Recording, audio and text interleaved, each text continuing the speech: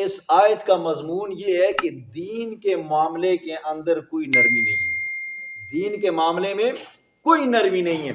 واقعہ سنیں، اس آیت میں اللہ رب العزت واقعہ بیان فرماتے ہیں۔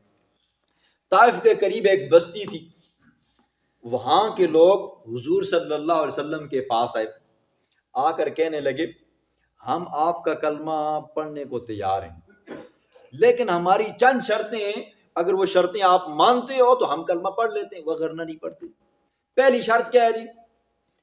کہ ہم نماز نہیں پڑھیں گے۔ دوسری شرط کیا ہے جی؟ ہم عشر نہیں دیں گے۔ تیسری شرط کیا ہے جی؟ ہم جہاد نہیں کریں گے۔ چوتھی شرط کیا ہے جی؟ ہمارے علاقے کو، ہماری بستی کو حرم کا درجہ دیا جائے۔ جو کعبہ ہے نا، خانہ کعبہ، اس کے ارد گرد جو علاقہ ہے اس کو اللہ رب العزت نے حرم بنایا ہے جی، ٹھیک ہے؟ تو آپ کیا کریں گے جی؟ ہماری اس بستی کو حرم کا درجہ دیں گے۔ یہ چار شرطیں رکھی۔ حضور کے دل میں خیال آیا کلمہ پڑھنے کا ارادہ تو ہے، اگر میں ان کی چار شرطیں مان لوں تو جب یہ کلمہ پڑھ لیں گے، پھر کلمہ پڑھنے کے بعد آہستہ آہستہ اللہ کرے گا کیا ہو جائے گا جی؟ نماز پڑھ لیں گے، آہستہ آہستہ عشر دینے پہ آ جائیں گے، آہستہ آہستہ جہاد پہ بھی آ جائیں گے۔ تو اس طرح کرتا ہوں، میں ان کی شرطیں مان لیتا ہوں۔ حضور کے دل میں خیال آیا، اللہ کی طرف سے سخت تنبیہ آئی۔ کیا آئی جی؟ سنیں، وَإِن قَادُوا، اور قریب تھا، لَيَفْتِنُونَكَ، البتہ وہ آپ کو پھیر دیتے، یا یہ ہے کہ آپ کو فتنے میں مبتلا کر دیتے، عَنِ الَّذِي، اس چیز سے، یعنی توحید سے، اوحینا الیکا، جو ہم نے وحی کی آپ کی طرف، لتفتری علینا غیرہ، تاکہ آپ باندھیں ہمارے اوپر جھوٹ، غیرہ، اس کے علاوہ۔ جھوٹ کیا تھا؟ سورۃ یونس کے اندر آپ نے سنا ہے نا جی، کہتے تھے نا جی، ائت بقرآن غیر ھذا او بدلو، اے اللہ تعالیٰ قرآن کے اس ساڈے معبودوں کو برا بھلا آکھنا ہے جی، اس ساڈے خداؤں کو کیا آکھنا ہے؟ برا بھلا آکھنا ہے، تو آپ اس طرح کرو، اس کو تبدیل کرو جی، یا اس قرآن کو تبدیل کرو، یا ہماری مرضی کے مطابق لے کر آؤ جی، یا یہ ہے کہ لتفتری علینا غیرہ، کہ آپ مان لیں جی ہم کلمہ پڑھیں گے، نماز شماز کوئی نہیں ہے، عشر مشر کوئی نہیں ہے، جہاد کوئی نہیں ہے جی، ٹھیک ہے، ہمارا علاقہ حرم بن جائے۔ تو میرے پیغمبر آپ سے یہ شرطیں منوانا چاہتے تھے تاکہ آپ ہمارے اوپر جھوٹ باندھیں جی۔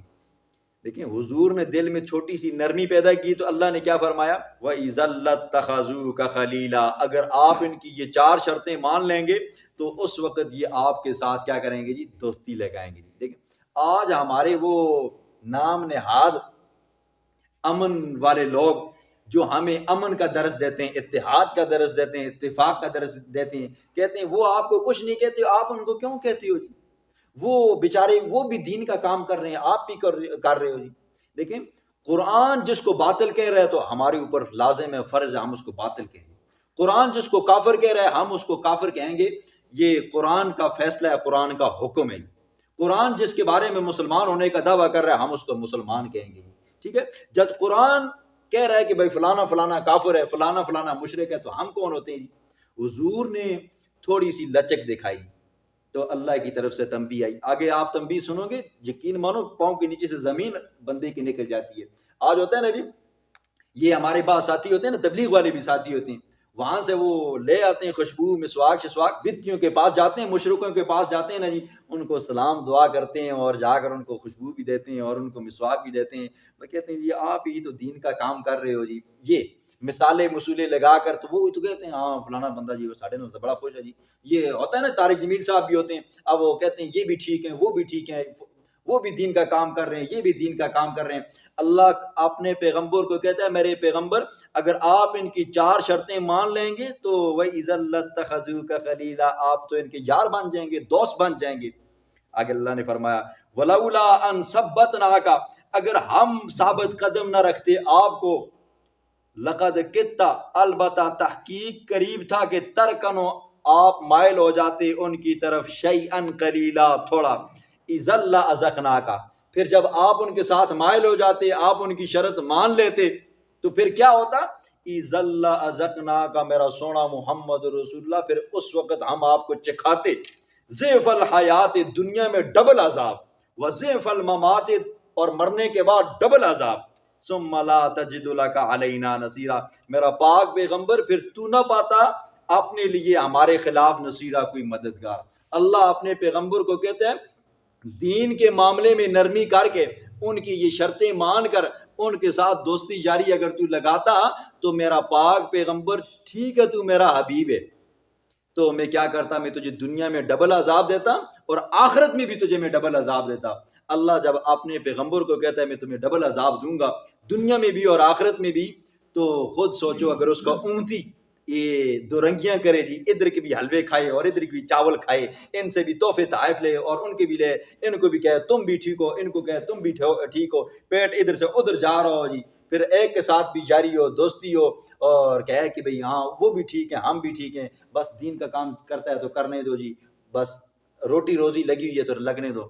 اللہ فرماتے ہیں میرا پاک پیغمبر آپ کو بھی ڈبل عذاب ہوتا، اور اگر ہم کریں نا جی تو ہمیں کیا، ہمیں سنگل ہوگا، ہمیں بھی ڈبل ہوگا جی۔ یاد رکھیں جو بندہ دین کے اندر آیا پھر اس بندے نے دین کے اندر ایک اپنا مقام بنایا، اس کا جتنا مقام ہے اس اعتبار سے اس بندے کو عذاب ہوگا جی، ٹھیک ہے جی۔ یہ مثال ہے ایک میں دیتا ہوں آپ کو، دیکھو ایک بندہ شراب پیتے ہے، وہ ہے ہی چرسی پنگی پوٹری بندہ ہے جی، اس کو بھی عذاب ہوگا اس شراب کی وجہ سے۔ زنا کرتا ہے چرسی پنگی پوٹری بندہ، اس کو زنا کے اوپر سزا ہوگی۔ لیکن ایک مولوی بندہ ہے جی، وہ کیا کرتا ہے جی، شراب پیتا ہے جی، تو اس کو ڈبل سزا ہے جی، ایک شراب پینے کی جی، اور ایک یہ ہے کہ جان بوجھ کر حکم توڑنے کی جی، ٹھیک ہے۔ ایک وہ بندہ ہے جی جو جٹ جاہل ہے، جس کو الف کو کلی پڑتا ہے، دروازے پہ باہر لکھا ہوا ہے کہ اندر آنا منع ہے، وہ بندہ اندر آ جاتا ہے بغیر دستک دی ہوئی، اگلا بندہ اس کو کہتا ہے کہ کیوں آئے ہو جی، یار آپ تک میرا کام تھا بھائی، دروازے پہ باہر لکھا ہوا تھا اندر آنا منع ہے، مجھے کیا پتہ ہے، مجھے پڑھنا لکھنا کدھر آتا ہے۔ وہ بندہ کہے گا نہیں چلو جی آپ کی یہ سزا بغیر اجازت کے آئے ہو، لیکن وہ کچھ نہ کچھ اس کی سزا کے اندر تخفیف کرے گا۔ لیکن ایک وہ بندہ جو گریجویٹ بندہ ہے جی اور بدماشی سے آتا ہے، دروازے پہ دستک بھی نہیں دیتا، باہر لکھا ہوا بھی اور اندر آ جاتا ہے، تو اگلا بندہ اس کی مار کر ٹانگیں توڑ دے گا جی۔ اچھے خاصے پڑھے لکھے بندے ہو اور باہر لکھا ہوا ہے کہ اندر آنا منع ہے، ایک تو یہ کہ تم نے بدماشی کی ہے، دوسرا یہ کہ جان بوجھ کر تم آئے ہو، حکم توڑا ہے۔ تو اسی طرح اللہ رب العزت جو بندہ سمجھ رکھتا ہے، پڑھا لکھا ہے اور اس کو دین کی معلومات بھی ہے، پھر بھی وہ بندہ دو رنگی کرتا ہے جی، تو اس کے لیے ڈبل عذاب ہے جی، ٹھیک ہے، ڈبل عذاب ہے۔